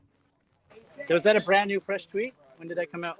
4 hours. 4 hours? Yeah. 4 hours? No. Did they? VOCM did a piece on us. Good. Well, guys, we got to hold the line, and they're going to have to come in here at some point. You know, this deal was probably signed. It's probably signed last week for all we know. You know what I mean? Like, they already know in advance. They don't even have discussions with people anymore. This is all just pomp and circumstance. They'll show up, bread and circus, take a picture, put it up on the news and say how nice it is. And we have to make sure that the public knows that there's people out here that are pissed off and getting the short end of the stick. Look at all that land that was burning, and then Furies, they were getting all this photo ops. Yeah. All this land burning in Newfoundland, and Furies, they were getting photo ops. We had a bunch of wildfires, and our premier was out there doing selfies and getting photo ops, saying how great he was fighting the fires. Of course, just standing around with his shirt and jeans on with all the firefighters with their gear on so he could take a selfie. You know, it's the same typical and then, liberal. Digging minerals, the land is expanded now where they can dig. Yeah. Just so happens now there's no environmental assessment needed because the land's burning. That's right. Exactly. Well, if they burn off the land, then they won't need the environmental assessment. That's for mining companies in Central. That's a whole other story. I always enjoy checking out what Kian Bexty is talking about with regards to Trudeau's sinister plans to install firearms armories for a militarized climate police force. You know, it's no wonder we get upset because, you know, as you look here, Trudeau installing weapons armories. You know, that's the latest of what's happening. This is October 23 at 1:56 p.m. that, you know, Kian is always, you know, down on the latest of what's going on. I appreciate him traveling all over the world to try to get us the story, you know, and it really is something to watch. Well, I mean, there's, we don't know. I mean, like, some other things happened in this area too. Like, there's a salt mine, which apparently is good for storing these things that just popped up. It's the hydrogen. The airport just got sold. There's a lot of different things going on. So a lot of people are saying it's great for the economy. And yeah, that's great. And I really hope we get the best deal out of it. But also what's going on here is there's some hidden agendas that's tied into this green energy initiative. And we got to find out what it is and which ones are tied in and which ones are actually good, legitimate businesses coming to our town. There's a lot of people here desperate for change and they want to see the economic boom, but we got to do it the right way. We can't just come in and tell people we're going to put turbines all over their land or whatever. That's ridiculous. So, I mean, that's where we draw the line, is that people are taking advantage of. Do you feel a little bit powerless? Right. Do you feel a little bit powerless? Like, if they decide they're going to do something, basically that's sort of it, isn't it? I honestly tell you, I didn't sleep last night. I find it hard to relax because I'm so wound up with trying to fight these battles, and I'm only one guy. I do have a lot of volunteers. Actually, NL United has over 100 founding members who are our core that help shape our policies. We're going to have our quarterly general meeting in a week to start shaping our policies together. So it's everybody. The founders get a choice on the policies. It's not just a small group of people. This is what we're trying to do. But I mean, just trying to build that party out, just trying to jump onto causes. I mean, we were helping when James Topp was here with his traveling through. And then this Trudeau thing and the wind turbines popped up. Every week there's something bigger and bigger and bigger. And it's like, my God, I have no time to keep up with it all. It used to be able to, have a normal life. And now we're in the Klaus Schwab new normal, where every day is the panic button of some major catastrophe about to happen. And everybody's not seeing it. They think that, they're saying we got the great wind profile. Where's the wind profile? You tell me you don't have wind in other places? No, what we have here are people in an area that are stricken with poverty and they don't have a good representation or good political figures to stand up. They'd never get away with this in Southern Ontario. It wouldn't happen. Not anymore, period. This wouldn't happen. And I guess that's the source of the angst. When you say you're up late at night, I mean that's a pretty bad feeling, and it sounds like a lot of people there are feeling that, you know, um, they see some really bad things that can be coming in from what the prime minister is doing, and he seems to be escalating his World Economic Forum agenda. And that definitely, you know, I'm looking at something here. I mean, he's just announced that we've signed, this is also August 23rd. We've signed agreements with two leading German automakers, Volkswagen and Mercedes. This will help us meet growing demand both here at home and around the world for electric vehicles. Electric vehicles are very expensive. We don't have the infrastructure to even sustain if everybody suddenly did, in fact, turn to electric vehicles. This lady here is saying, why are you obsessed with EVs? You know, you wonder, like, there's all kinds of backroom deals that are getting made. And this has always been the case. We're losing our trust in, you know, politics as we've known it. And A so, lot of deals with Germany, it seems, yeah, and a lot of deals that are behind closed doors, and they really don't care about the everybody getting small paid. towns. You know what I mean, and all that stuff. Oh, there's someone taking a picture. Great. That one was not. That wasn't just a normal one. That was some kind of intelligence guy because Okay. he was a little bit different than the other ones. He was taking specific pictures of looked like people or license plates. Yeah, we've had cops checking us out Well, all there day. goes So your social credit score, yeah, I Darrell. mean, you know what? They might. You might They might not be allowed to buy meat next week. You have to go to this the is our cricket island. factory. This is our island. This is our town. And when the clowns come, we send them back to the circus. It's as simple as that. Can you make it bigger? That's my friend. That's my friend says. He says when the clowns come, we'll send them back to the circus. This is our town. This is our area. You know, we if they want to do something here, they should be negotiating with us, not just telling us what to do. So, from what I can see, there's some activity going on. Those cars just came in. Well, we're showing what happens also on the screen. What happens when a windmill is on fire? Oh my God, yeah, I see that. Yeah, that's true.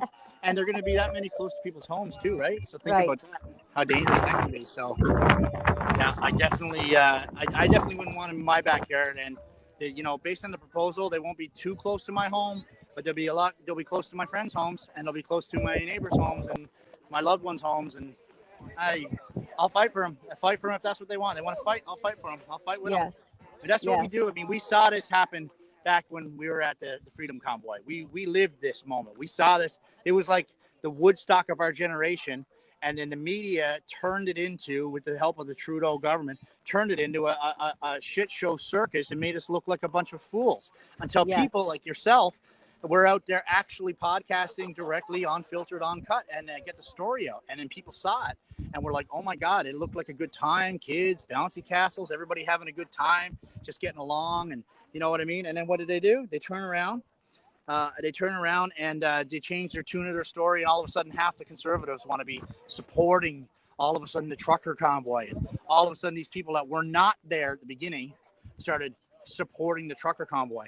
Well, the PPCers were there a whole way through, and a lot of independents and people like myself too, all the way through. I came up with my own money, my own time. Nobody sponsored me, and I just came up and I did it.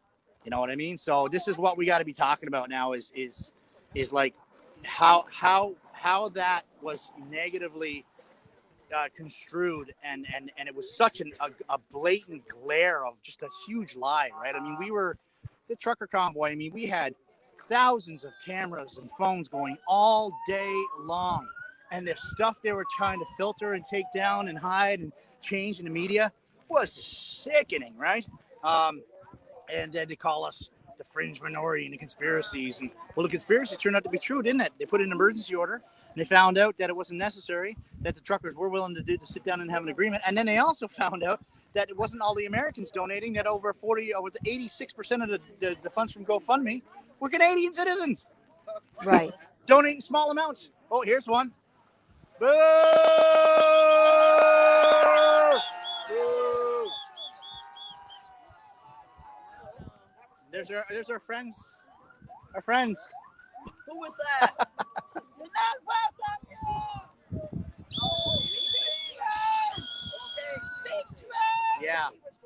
Well, we know what they did to the trucker convoy, and we're never going to forget that. That state-sponsored media is part of their plan, right? Terrible, man. So, but anyway, I mean, God bless you for having your show. And, I do my little part with my Facebooks, but I don't have the audience you have. So thanks for keeping it true all the way through, because that's what we need. We're going to need more and more of what you do, and Rebel News and True North and all those people. I mean, we need all of us to be out there on the ground and get coast to coast. Like, as much as I still harp on the freedom stuff and all that, I mean, that's great. But it's almost like society now needs to get into another. The freedom fighters have to go from this freedom movement, this patchwork of freedom fighters, into galvanized, organized groups. And that's what we're trying to do with NL United. We're become a professional organization. We're getting our signatures to be a professional party. And then we want to sit at the table and have the debates just like everybody else. And we're going to push for it. And if they cancel us, we'll just get louder and louder and louder. Because people know what we're saying is true.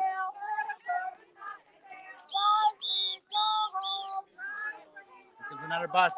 Looks like this is it. Part of it. Turn this around for you, Laura-Lynn. There's another one.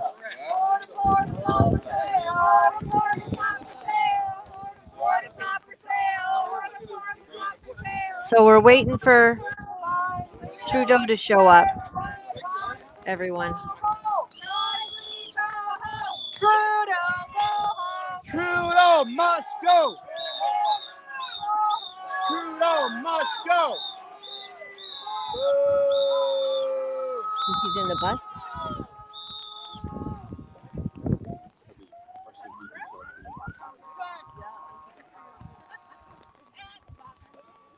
Some more coming in there. We'll yeah, keep watching them. At 5:30, and that's when I wanted to get my big microphone going. Try to. Let's get the speaker set up in the back of the truck. Yeah, sure. Put it there. Yeah. Thanks. Yeah, we're gonna get that speaker set up right now. I'm gonna start talking. I got a speech to give. I don't know if there's a way for me to flip around my camera or not. I don't think so. Flipping my camera around? I don't think I can flip mine around, no. I'm going to set up the microphone for the speech. I'm going to pass this off to somebody else to hold your camera. Get someone else to hold your camera. Yeah, we're setting up the microphones right now. I'm going to start speaking in a minute. No. Well, yeah, they can bring it up on the road. Bring it up on the road. Tell them to bring it up. Bring it up to the road, guys. Oh, okay, that's fine. That's good enough. Yep, makes sense. So who can we hand this off to for a minute? Edwin, do you want to take over for a minute? No, I don't. I gotta get a space.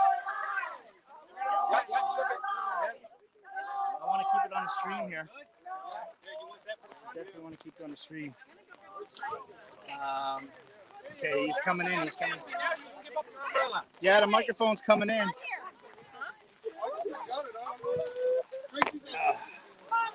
Okay. All right,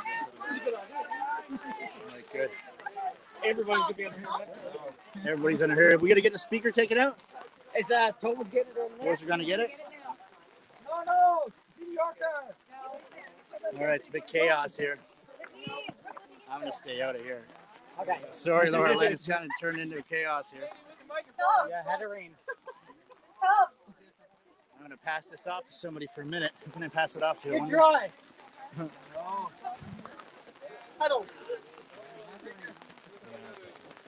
Linda, do you want to go on camera for a minute? What would you like me to tell? Whatever you want. I'm gonna go grab the speaker. Say hi to Laura-Lynn. Oh. And this battery here, you gotta keep that too. Okay. You don't have to touch anything else. Okay. All right. Hi, Linda. Hello. Hi. We're here in the rain. Yes, in the rain. Under a small tent canopy. That's super cool. Fighting for your country. Made an appearance or not. He's the invisible man. Yeah. Do you think he was in that bus? Not brave enough, so. Was he in that bus hiding? Thank you very much for talking to Darrell all afternoon. We're all immense fans of yours. Well, we care about you there in Newfoundland. We care about that part of the country, and I'm having Clearly, a it bit looks like some difficulty things hearing you are now because the rain happening is really that pattering on the roof. Oh, no, that's your mic. okay. Somebody's trying to find me a headset. Okay. okay. Just stick it over my ear because I got a hearing aid there too. Okay. Can I hear you now? That's okay. Okay. Sorry about that. We're sort of losing you live. Yeah, no problem at all. Yeah. So do you think he was in that bus? Do you think Okay, that? thank you. Thank you. Yeah. Oops. No, this is not really working really well for us here. That's okay. And I think you're going to be doing some speeches now with Is this the earbud? Or this is the microphone? Yeah, just hold the camera. Yeah, this is the microphone. Okay. Okay. Darrell didn't prepare me. I'm sorry. Your listeners or your viewing audience will be very disappointed for a few minutes. That's okay. Where's Darrell? Yeah, it's not. I can't hear her. No, you won't be able to hear. No. Okay. So Darrell is back, and he said I won't be able to hear you. So. Okay, that's okay. Okay. Yeah. Okay. Go on. Yeah. So anyhow. What brings you We there? are a group of very strong people here in this province who are advocating for our land and for the health of our community. I think she's finished. I think she's gone. I think she. Oh, she's still there. We're still there. Yep. Okay. They're blocking the. Do you want to hold this for me? This is it's going. It's recording that way. Oh, sure. This is the battery. Don't worry about the cables. They're hanging off. Those don't matter. Yeah, everybody. These are some people in Newfoundland. Laura-Lynn's turning into. Trudeau has just shown up. Trudeau has just shown up in Newfoundland, of all places, to put in some things that a whole bunch of people are not Yeah, so happy we've got with. action over here. We've got the cops blocked off the road over there. Can you show that? So Yeah, we're okay, incoming let's have a look shortly. at that. Oh, let me just, sorry, let me get rid of that. Tax dollars. Our tax dollars.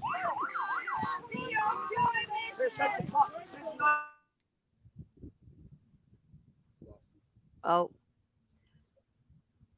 Okay, we might have just lost their feed. We'll see if they come back on. So basically what we just spent the last hour or so doing is seeing what's going on in our beautiful province of Newfoundland and checking out sort of some of their angst and the pain that they're going through and realizing that some things are being done. Newfoundland strong and free forever. Are you putting those in? Putting in those comments? That's great. A lot of you have been watching. Our concerns are definitely that Trudeau is basically wanting to do exactly what Trudeau wants to do. There's a terrific article. I am trying so hard, JT, to get into that article on the WEF and the digital ID. Yes, and I just see it. It's on email, and when I go to it, all of a sudden it just So it's called Canada Partners with the WEF to Unleash. Yeah. Can you post that in? All right. Basically, I spent this morning thinking about this new digital ID and how the social credit system basically is going to be implemented across the world, but basically those leaders like Trudeau, like Biden, who are going to go along with it and have sold their souls to promote this. You can't make it any bigger there. With help from the WEF Canada to launch federal digital ID program. They are barreling downward on this. Now, what can this possibly mean? That's better. Yeah, as big as you can make it.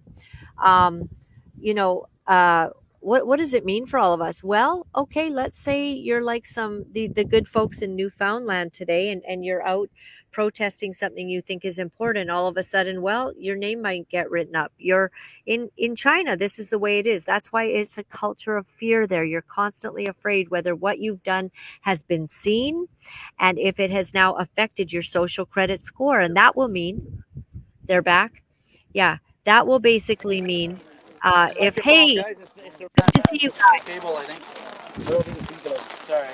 So these are the folks from Newfoundland, and but basically everybody in Canada, this is going to mean that they'll tell you what you can and can't do.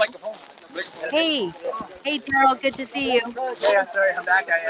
We lost you there trying to set up a speaker system in the rain. Yeah, no problem at all. So you guys are going to do some speeches out there in Newfoundland? I'm going to do a speech there shortly, yeah. Do a Okay, speech good. there shortly, yeah. Yeah, good, good. So, Okay, well, as and we're soon hoping as that if you're gonna go, we'd love to catch your speech as you're up there. Can you perfect. get somebody to man your camera? Would you Will you like be to able do to that? man the camera while I'm doing the speech? Yeah, she says she can, so. I can hold the camera for you. Yeah, you can hold it? Okay, Yep. perfect. Tell him to put those things in his ears so I can tell him whether to pan up or down.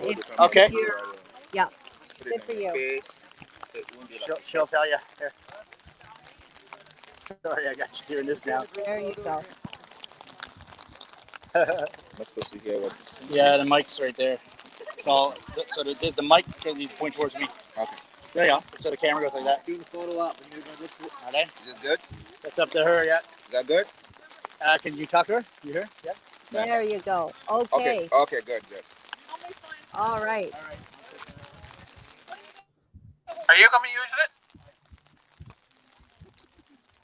So it looks like the rain came away, but it didn't wash us away. And I'm not seeing Mr. Trudeau anywhere. I don't know if he ran away with the rain or if he's just temporarily delayed. And I mean in several ways. She said he's on the way. But when he comes here, we're going to give him a nice, warm Western Newfoundland welcome. Not the kind your mom would have, but you know. I definitely want to get over here, so. I want to make sure the people out this fence can hear what I'm going to say. Yeah, you. People eating the free food down there? Yeah, you folks having your Domino's pizza and whatever else catering they brought in? The people of Stephenville, Port-au-Port Peninsula do not want your wind turbines. We do not want them in Port-au-Port. John Risley needs to talk to the people, not to select people. He needs to speak to all the people. And sending Trudeau in here does not intimidate us one iota or one bit. Actually, it just made us stronger. Yeah. We got a lot more people now that are going to be galvanized because of what you're trying to do. We know what you're doing. Do you know what you're doing? What happened to you? You succumbed to the corporate world and the power-hungry politics and forgotten about this province and your communities. You ignored the concerns of the public for nothing more than false promises and lies in the form of a handshake and a photo op. You're making a deal with the devil. Shame on you. Shame on you. Shame on you. Shame on you. We will remember what you did here today when the next town municipal elections, federal elections, Halapu elections, provincial elections come. We will remember what you did here today. Democracy is fragile. We are representing democracy.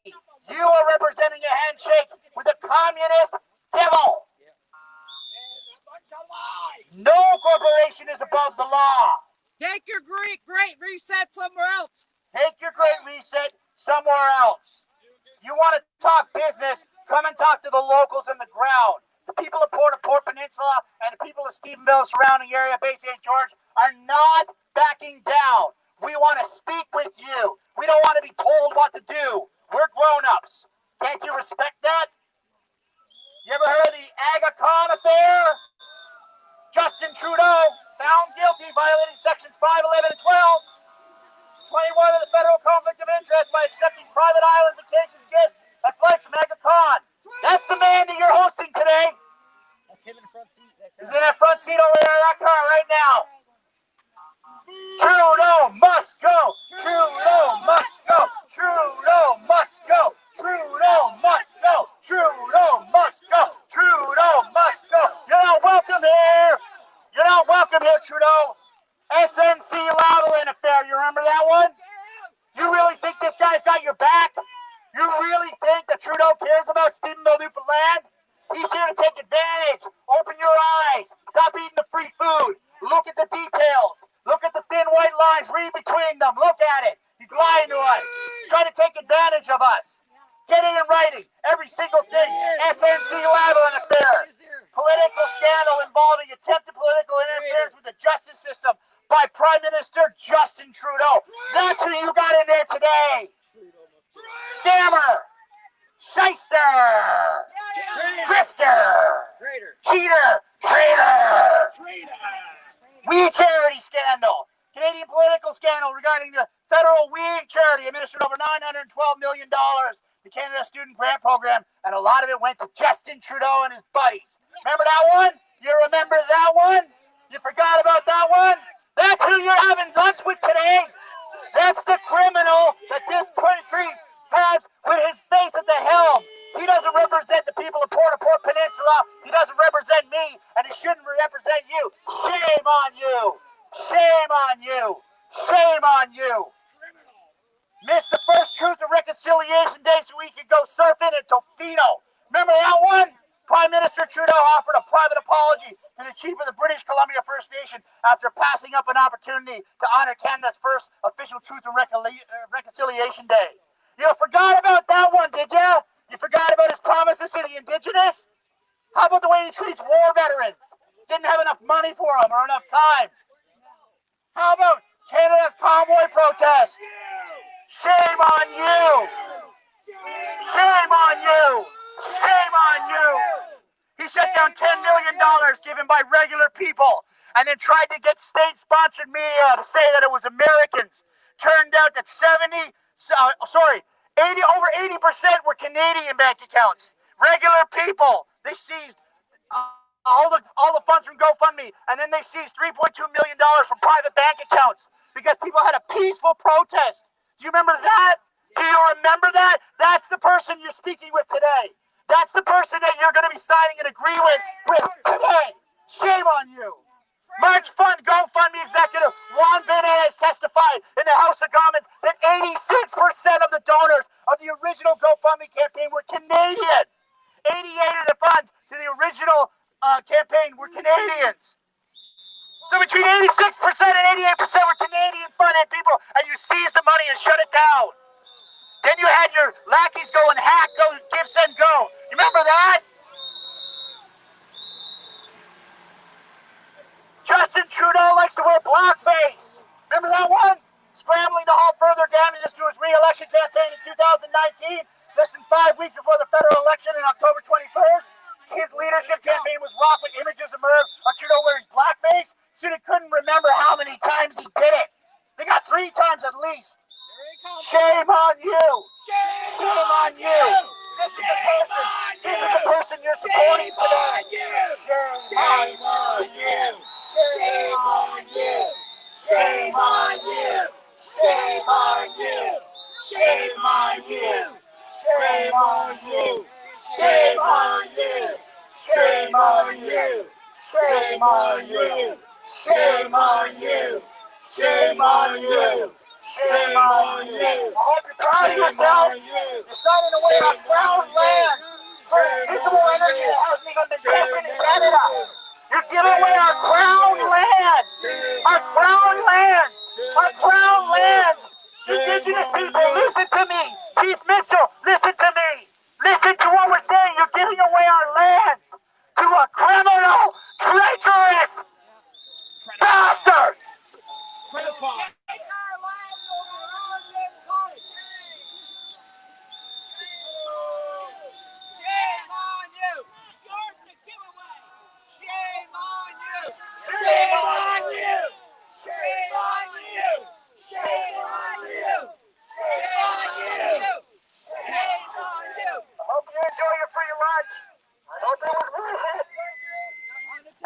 Let's prove it.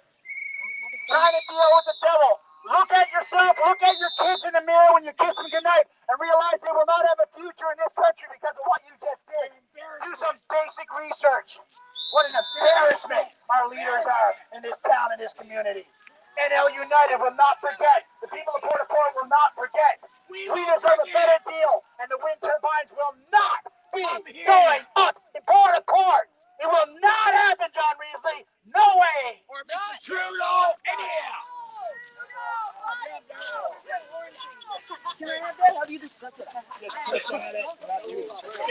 Exploitation through implementation. Go home, Trudeau. Get out of our backyard. We're already green. Your green is dollar signs. Go home.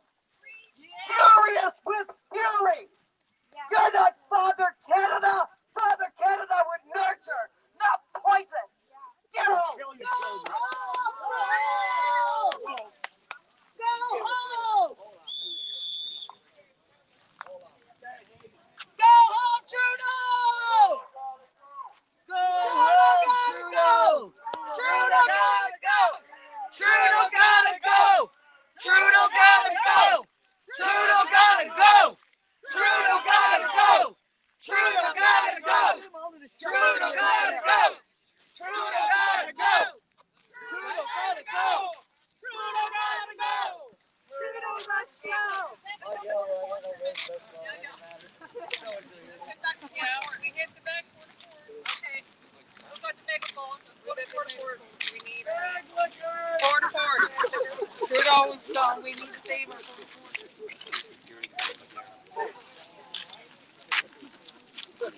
Where? Oh.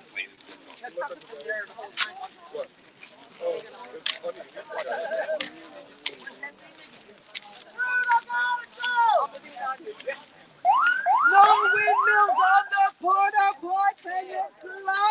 No windmills on the Port au Port Peninsula. No. Are you still there? Okay. Is that good? So Laura-Lynn, I lost my voice there for a second, but we're gonna let you go. Yeah. And I thank you so much. Yeah, Oh, thank hang on, you I gotta so say much. goodbye. Say my proper goodbyes. Thank you, brother.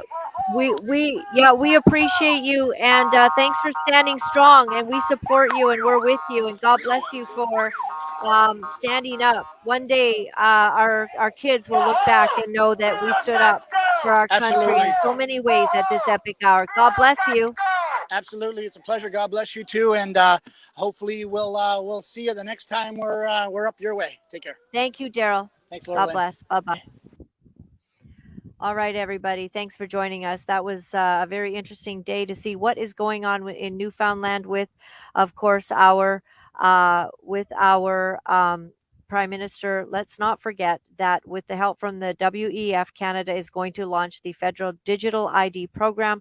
That is going to be something that all of us will have to deal with, and how we govern ourselves and how we fight back at this time. What does it mean to fight back, to not be a part of this? It's very, very disturbing. It's been a joy to be with you. We're ready to sign out, and thank you very much to everyone. God bless. And I will be back actually in about a couple hours or so to do another show with an incredible doctor to talk about what is upcoming in the vaccines that they will be releasing this fall. God bless everyone. Love you so much. Take care. You know, it's not easy to deliver the truth of what our sick world is doing, but for some of us, we feel that we have no choice. Because if we are silent about these abominable things, then we are letting evil go unchecked, and we cannot do that. For those of you wonderful people who are writing me and are sharing your encouragement, I am deeply grateful. Thank you for all the letters that you've been sending. Thank you for the donations and the support. I found out that in order to speak the truth, you have to become very, very strong. If you would go to my website at www.laura-lynn.tv, you'll find all of the ways that you can contact me. Remember, my friends, all is well. All is well. Thanks for joining me.